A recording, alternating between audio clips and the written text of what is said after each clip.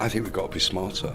As I think we've all agreed, haven't we, that gap financing of the type we've seen over the last decade is not going to be there at the scale that we've been used to.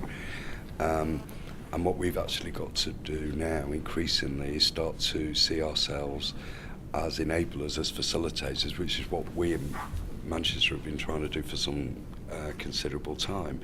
So we've got to look at how we develop an investment capacity which sits alongside the private sector. There is no shortage of inherently viable projects out there, in my view.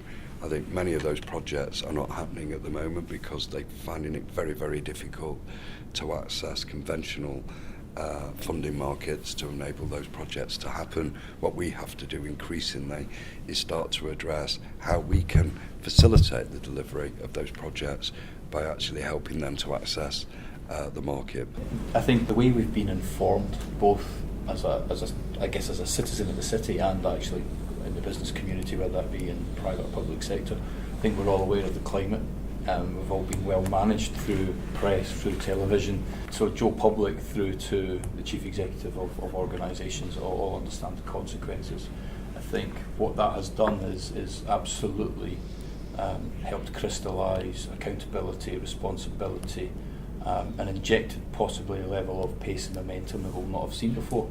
And I think if you get all of that combined and create that energy, it's about how do you identify the right priorities and get the community behind it with that momentum to drive forward on those priorities. And I think there's almost a sort of, I use the term, it's crystallising, it's coming together, and it's about harnessing that and driving it forward at pace.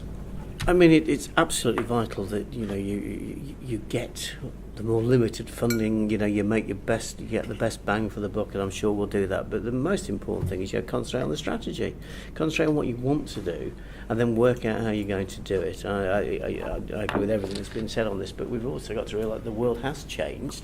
I was talking to someone last week, and they were bemoaning a lack of money to run a trade mission. I can't remember where it was to, and well, what stops us doing it?